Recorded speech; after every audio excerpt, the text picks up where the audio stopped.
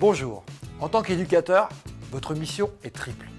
Faire progresser vos joueurs, leur transmettre des valeurs, mais également et surtout les rendre heureux. Et ce, dans le but de les fidéliser au sein du club. Un enjeu important puisque leur modèle professionnel ne reste en moyenne que 2 saisons et demie dans leur club. Vous voulez que vos joueurs se battent pour la victoire? Alors faites-les aimer leur club, qu'ils s'y sentent à l'aise et qu'ils aiment l'environnement dans lequel ils évoluent. Et tout ça commence par dynamiser la vie au sein du groupe. Ce qui passe déjà, par exemple, par le fait d'organiser un maximum de moments conviviaux. Il peut par exemple s'agir de fêter les anniversaires de la semaine après chaque entraînement. C'est idéal si la séance a été dure et que vos joueurs ont le moral défaillant après une défaite. Mais les activités extrasportives ne se limitent pas à cela. Il y a aussi la possibilité de mettre en place des sorties, que ce soit par exemple pour assister à des matchs professionnels ou participer à des activités de plein air.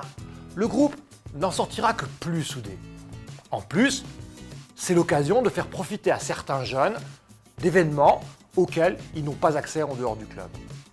Rien ne vous empêche non plus d'organiser des moments festifs sans aucun rapport avec le football. Par exemple des soirées raclette l'hiver ou des barbecues l'été.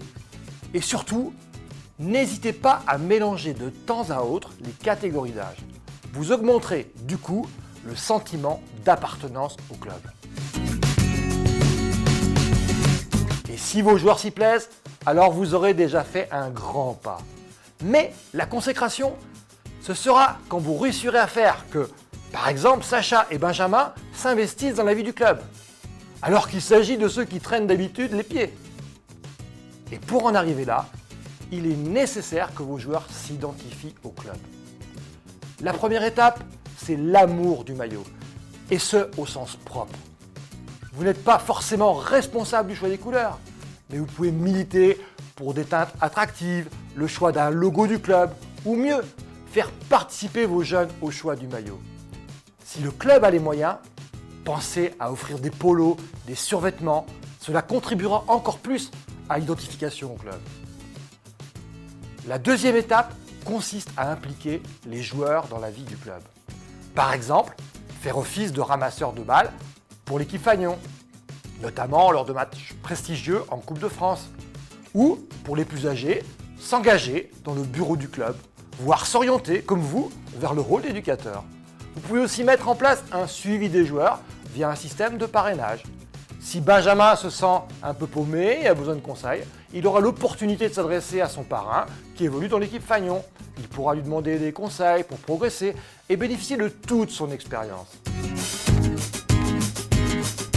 Abordons un dernier point. En tant qu'éducateur, vous êtes aussi le garant du bien-être des jeunes de votre club.